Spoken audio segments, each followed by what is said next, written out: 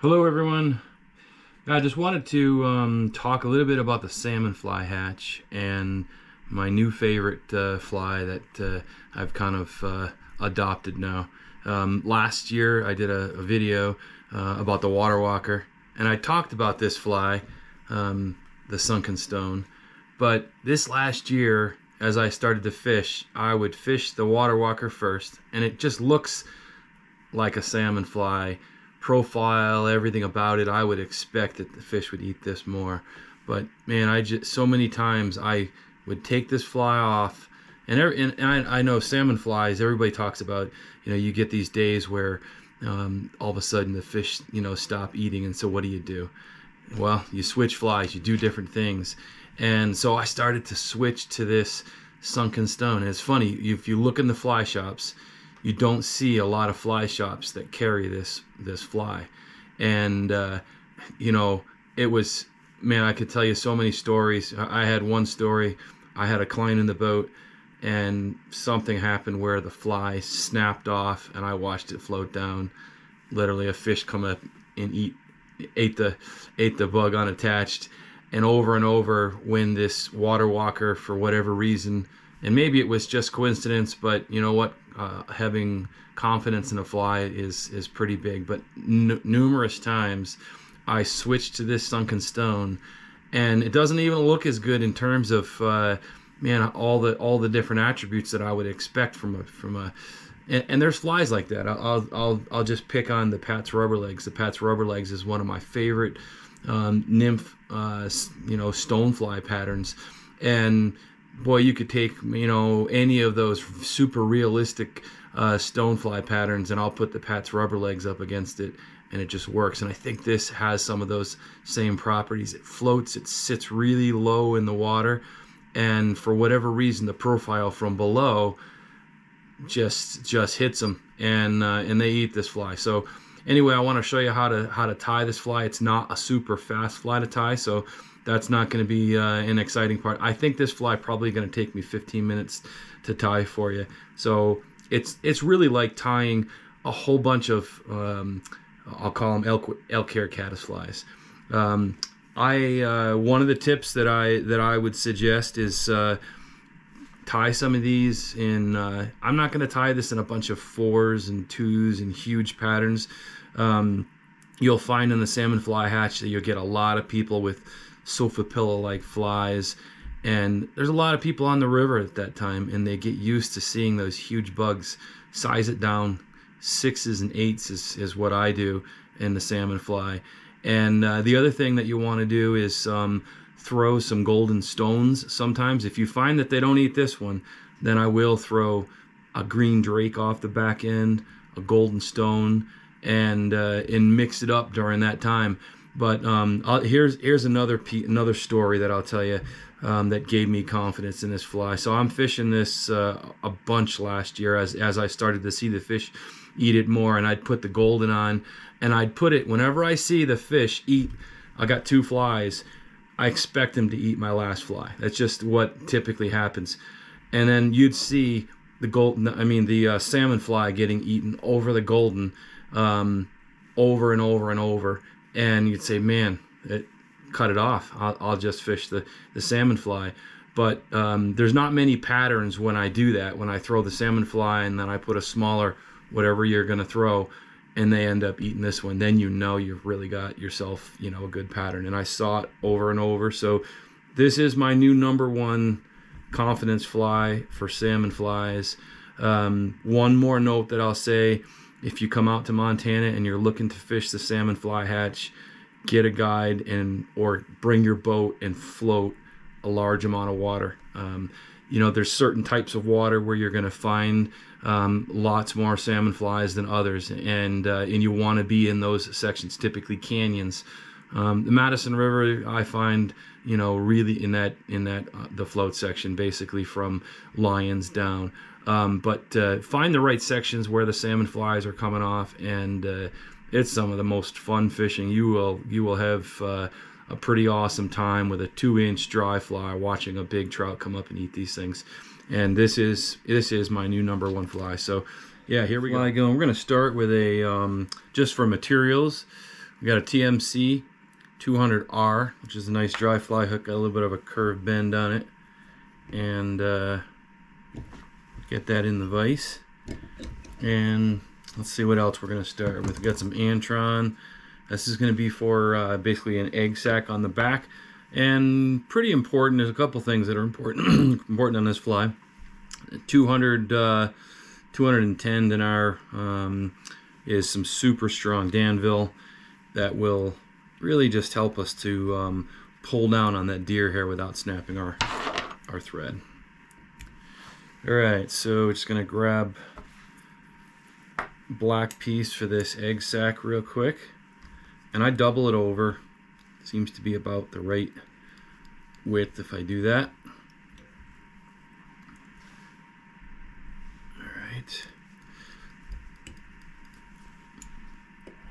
Doesn't have to be long, just a little piece off the back end.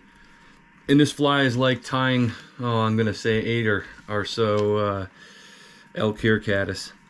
So you'll put a wing on, you'll dub over the thread, and then just continue down. So it's not hard, but you'll see the amount of trimming that's involved in this fly is pretty extensive. So just gonna cover up that thread wrap, and then we'll start with, I'll just talk real quick about the hair. So all deer hair is not made equal. You want really fat stems that have got some air in it and bulk in it, and it's going to flare better if you've got this. And here's just a few different examples of what I would call good hair. You'll see some of these patches. This is elk. You can use elk, you can use deer. As long as it's got really fat stems, you're going to have what you need to flare it. And I'll show you the difference in the flare versus good versus bad. So here's a piece of junk that I bought sight unseen from a, I'm going to say a catalog. I won't mention, anyway. You can see the thinness of this hair. This is, if you were to, I'll do it real quick. I'll just show you how it would flare. So if you were to take this and build a wing out of it, you can hit it, but that's thin hair. That fly is going to sink super fast. It's not going to float your flies. It's just not going to give you what you need. This kind of hair is probably better for some kind of a streamer or something. It's tough to find good deer hair, but when you do, buy it, because it's good stuff. Anyway, so I think I'll start with the cow elk here, and we'll just probably maybe a little bit more than pencil thickness is what we're looking for. I just get rid of all the fuzzies that you'll see inside of there, and then we're going to put it into a hair stacker. Stack it up.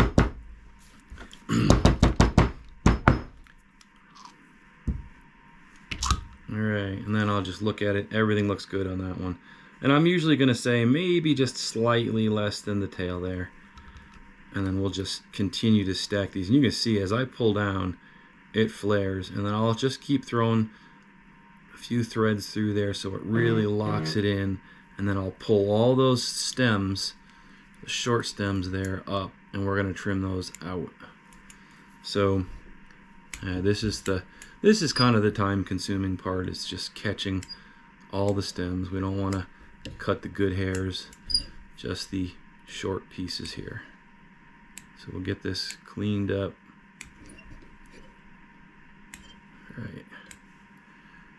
Alright, so yeah, deer hair is, or elk, mule deer, all super stuff. This one just happens to be a cow elk. So what we're going to do is we're going to wrap over the tops of those butts, try to cover it up, and then we will basically take some dubbing. Here's what I'm using for dubbing: orange ice dub. Later on I'm going to colorize it a little bit by using a black marker, and I think the body's just being a complete straight bright orange is not quite as natural, so I tend to hit it with a marker a little bit, but that's just me. Alright, let's get this covered up, and alright, so that's first step. trying to remember which one I grabbed. I've got so many pieces out here. You will have so much hair when you get done doing all these trimming. I've got a few flies. I'll just show you real quick.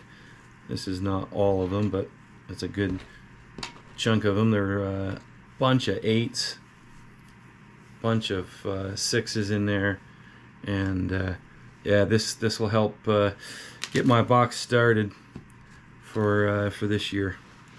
All right, so here we go.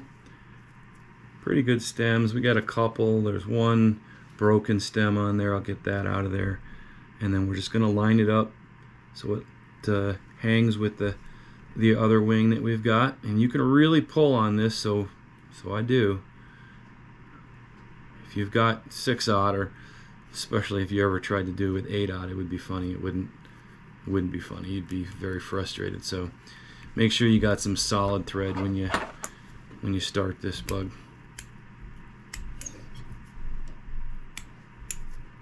All right. And this is the time consumer. What you want to do when you're after you get done trimming this, you're going to have to lay back on this wing a little bit so that when you build your dubbing, you're not going to have any spaces where you can see the thread. So what I'm going to do is get this lined up a little better. I'm going to come back on that wing just a little bit so that I can sink some dubbing into that as we build this up. So yep, everything's looking good. Just going to continue to add my dubbing.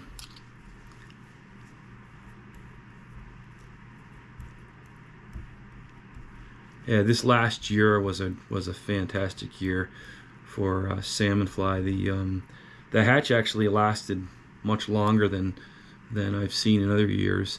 We had a whole lot of water that I think it basically held the hatch up for a little bit. So we were 3rd week in July. We were still seeing salmon flies.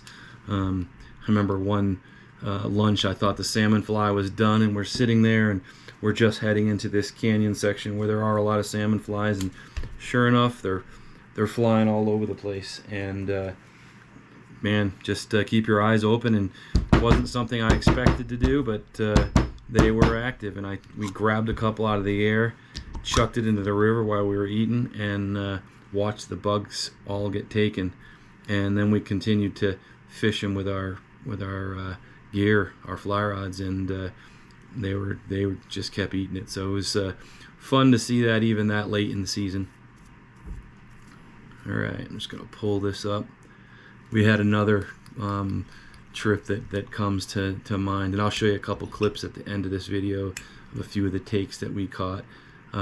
Most of it I didn't try to capture during the guide trips, but with my wife we did do a few of the takes. But anyway, this trip we were floating down, and we noticed a fish sitting underneath this tree just gorging itself. And so we took a cast at it, and my friend Mark, if he watches this, he'll remember the fish that we hooked over there. Anyway, so we see this fish rising, and he made a cast right tight against the tree, and it just happened to catch the tree, and so we were stuck. Here's this fish feeding underneath this tree, and our flies stuck in the tree. So finally we had to start yanking on it. I'm pulling on the oars the whole time, and as we started to yank on it, the flies that were in the bushes, there were so many bugs that it was literally like chumming the fish. So every time he would yank on it to try to release the fly, another salmon fly would fall, and this fish was gorging himself on these bugs. And so sure enough, we got the fly out, and I was able to hold the boat in the current and actually row back up far enough to drop my anchor, tie one of these bugs on, and the second time he didn't miss. He hit it perfect, floated it right along the edge of the trees where that fish was feeding, and he had eaten so many live bugs by that time. We were pretty excited to watch the fish come up, no hesitation, and take this fly. Man, it was just a fun memory to watch that fish just gorging himself on the flies that we were plucking out of the tree. So, all right, we're just continuing this same process. Cover up our thread, drop a wing in. You can see the amount of deer hair on this thing is, or elk hair in this case, pretty substantial. So this is going to definitely float. Doesn't matter what kind of floating you use. I use the XXX stuff. I know it's not the most environmentally healthy, but boy, it really does a great job floating the bugs for you. And these bugs will take any of that stuff, but it really seems to work well on the XXX stuff on these. Tough to actually sink this fly. You can sink it and mend it, and it will actually bounce back up if you do sink it, which is kind of neat. That you know, if you're patient and wait just a second, it'll pop right back up. All right, so almost getting there. It's not the fastest fly. I think I said that already, but it is super effective. And when you start to see that you put 2 salmon flies on and this one gets eaten time after time, you start to realize there's something about this pattern. The other all the foam patterns work. I know I can fish those and catch plenty of fish, but I watched them select this one over those many times, and so this is where my confidence is and why I'm showing it to you. Alright, getting there. Maybe a couple more wings and we'll be done. So we're going to drop this one in. Just line it up with the other.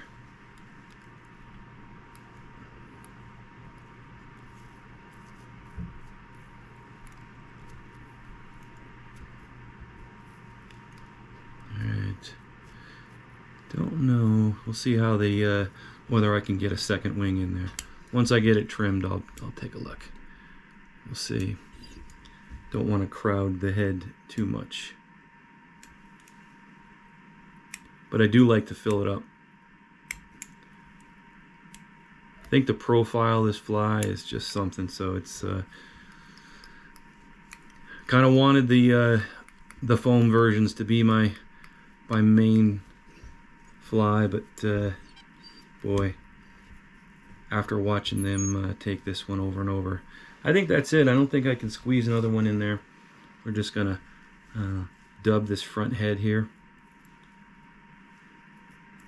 and then we'll be done. All right.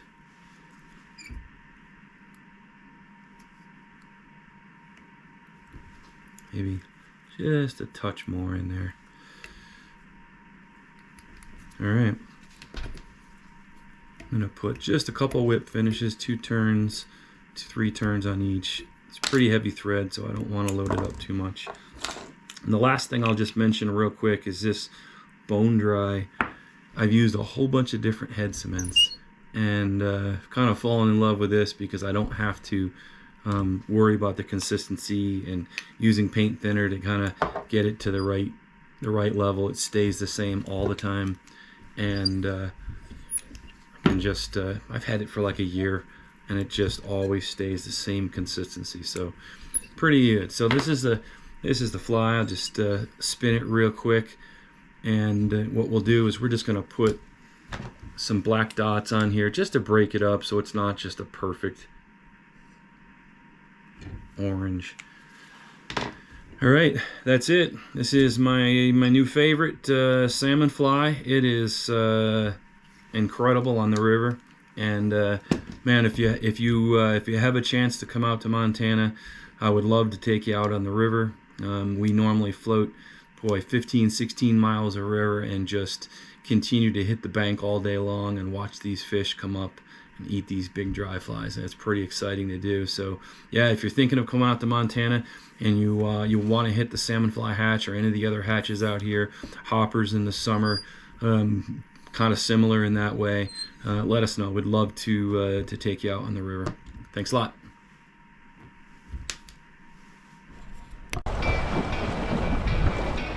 See it? It's a little Oh, he ate the big one.